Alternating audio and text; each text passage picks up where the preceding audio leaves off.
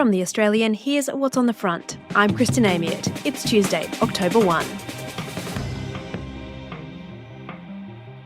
Protesters who carried flags bearing the emblem of the Lebanese terrorist group Hezbollah and its slain leader Hassan Nasrallah could evade prosecution.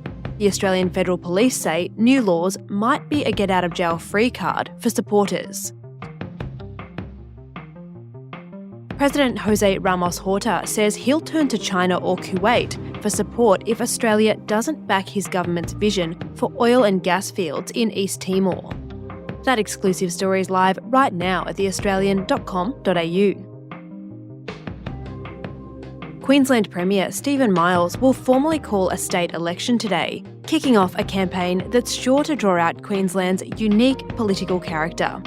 In today's episode, why nowhere does politics like the Sunshine State.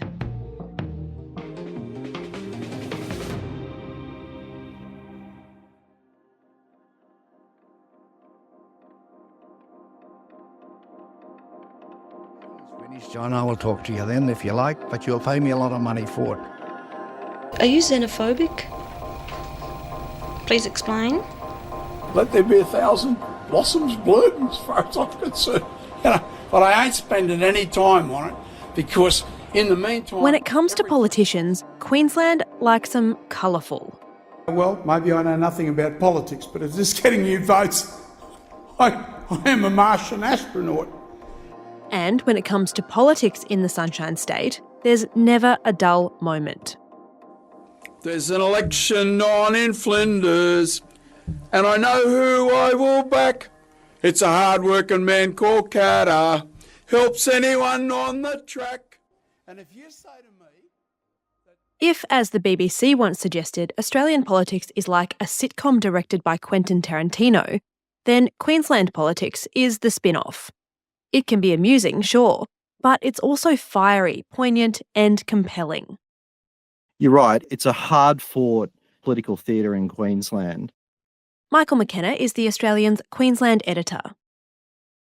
It's always thrown up colourful characters, the politics is fought really hard, and there's a divergence of interests and pressures. Part of that is a function of the fact that Queensland is a decentralised state. So there's often a conflict between the needs of those in the regions and those in the city, and they're exploited by the various parties. And who are some of those colourful characters that you mentioned who've defined Queensland's political landscape over the past few decades in your eyes? You can't get past Sir Joe Bajorki-Peterson, who was the longest-serving Queensland Premier. He lost office in 1989 after the Fitzgerald inquiry into corruption, which looked at the systemic corruption in the Queensland Police Service and also into parts of government. And from there, we've got other characters like, more recently, Pauline Hanson, we had Clive Palmer, and then you've got the media tart Peter Beattie from the Labor Party, who was known for his populist ways and his availability to the media. So, yeah, there's just been a long history of colourful characters. On October 26, Queenslanders will go to the polls to select a new state government. Or keep the one they already have. One of the things that people don't really know about Queensland is that voters for the state parliament don't change the colour of the government that often. Since Federation, we've only had 7 changes in the political stripes of the government.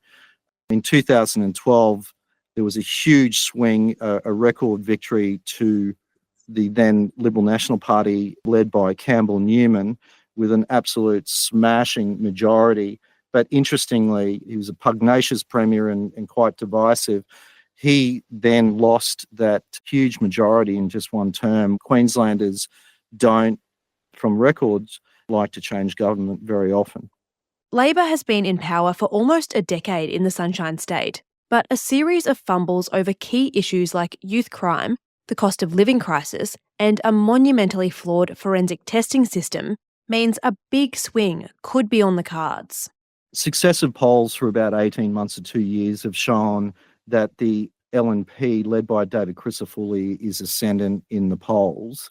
Our most recent poll showed that the LNP is on a two-party preferred basis of 55% to Labor's 45%. So in the single chamber parliament that we have, that would probably result in the loss of 20 seats to the LNP. And I think a lot of it comes down that there's a really strong mood for change in the state. The Labor Party has held government in Queensland since 2015 under Anastasia Palaszczuk. There hasn't been a lot of huge wins, although some of their progressive social issues like decriminalising abortion and bringing in euthanasia have been big wins for them, but it's been a meandering government. So, as a federal election looms, should Anthony Albanese be worried? I think there'll be some lessons for the federal Labor government. It's going to be a real test on the Labor brand from Queensland and extrapolated across Australia. But what we've seen since December is that even though she's been moved on as new Premier in Stephen Miles, the polls show that support for the Labor brand has stagnated. And of course, federal Labor, Anthony Albanese, needs to do well in Queensland in the next federal election. The Federal Labor Party has one of the smallest representations of any government that's held the key to the lodge since Federation in Queensland. There's only 5 of the 30 Queensland federal seats that's held by Labor. So they're desperate to pick up seats in Queensland. And if there's a drubbing at the state election, it will have federal Labor concerned, to say the least. Coming up, Stephen Miles and David Crisafulli hit the campaign trail. Subscribers to The Australian hear all things Queensland election first. Check us out at theaustralian.com.au and we'll be back after the break.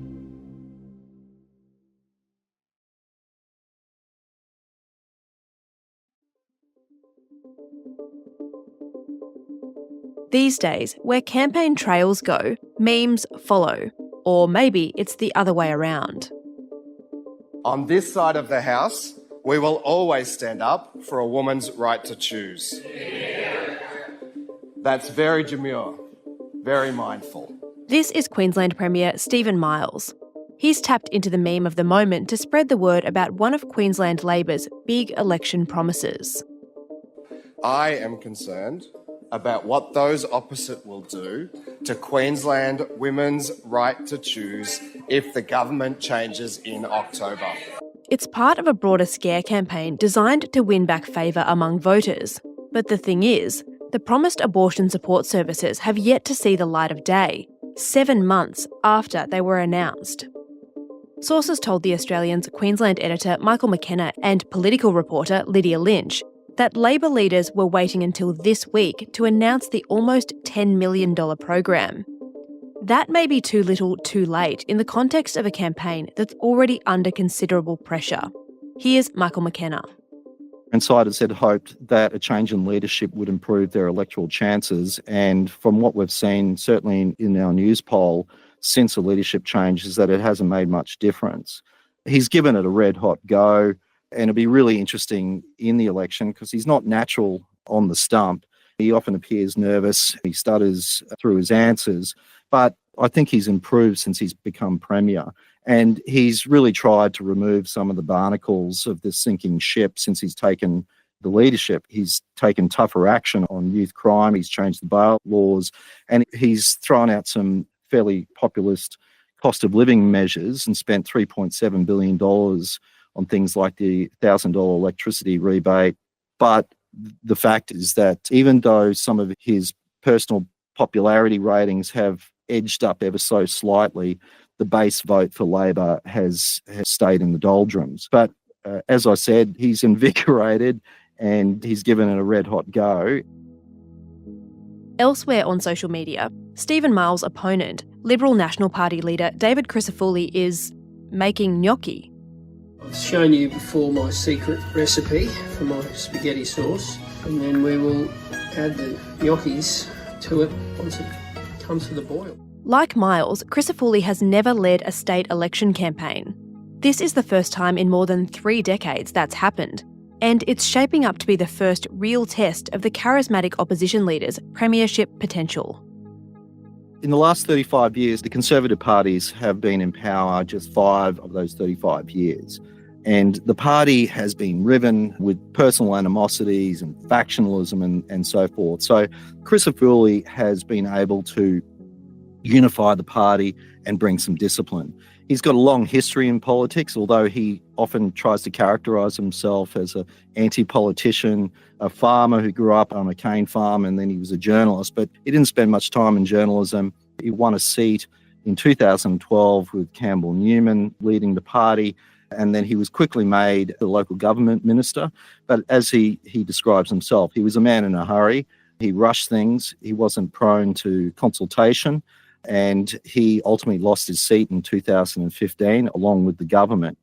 And what he's been doing in the last couple of years is really keeping to a narrow focus on what he wants to talk about. And they are often the failings of the Labor government.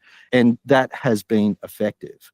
But this campaign is going to be a real test for this small target strategy.